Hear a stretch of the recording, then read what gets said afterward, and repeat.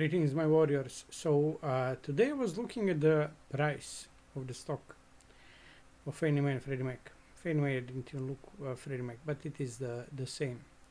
And it did look weird, you know, fell down suddenly, but it didn't recover as it usually recovers.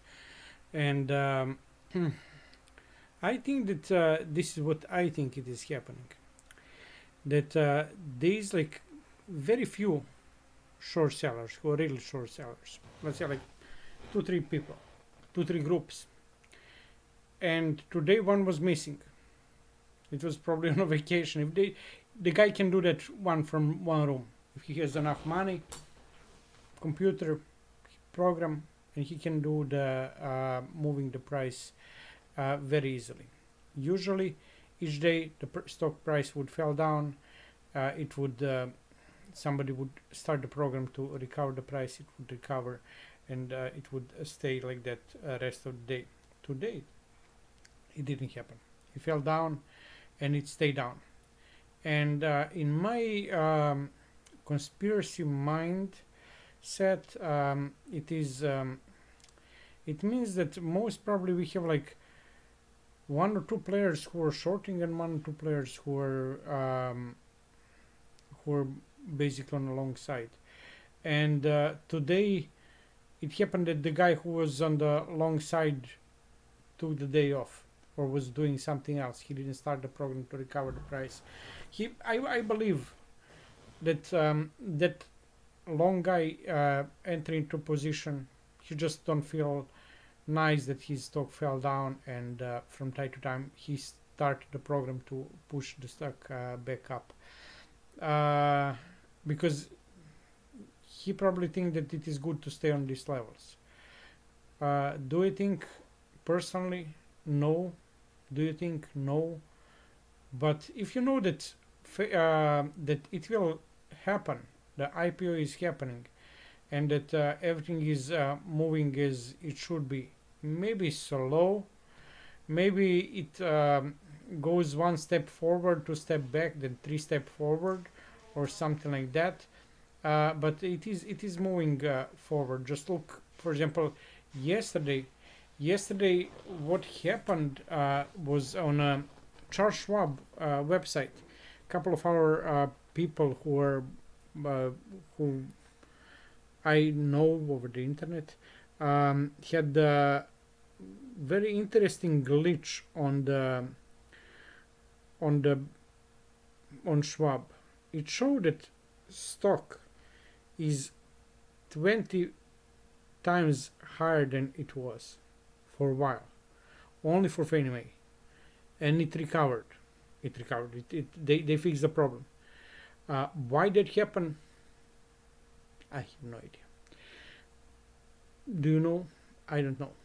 And can you imagine this? Like 2-3 months ago, I put I put on some account. I think actually in a Schwab, you know, like limit sales on a $80-90 a piece, like $99 limit sales, like on a couple of thousand shares. And I think it expired recently. And if you know if that happened, if they still survive, maybe it would be executed, but it didn't. So that is like misfortune. But something is happening strange with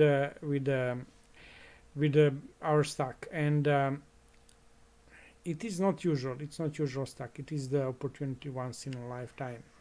And I think that we who own it, and we, as I said like before, we waited for 10 years.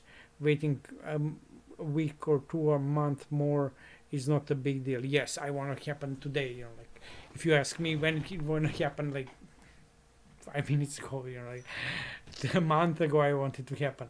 You know, 10 years ago I wanted to happen. But it is what it is. And but overall, definitely it is going in a good direction. And as I said in the previous videos, if nothing else, it is going in good directions, because housing needs to be fixed.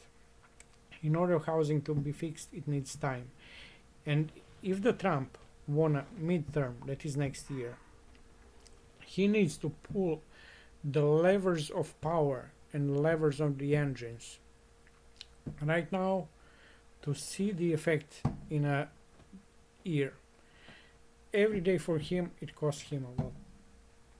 Every day they're postponing the IPO and housing, it costs them a lot. You know, I also understand that they don't want to just do the things and to mess everything up. But overall, what will happen? You know, like they're probably afraid of the inflation. If they take and release the housing as it should be, the stock of the price of the houses will rise.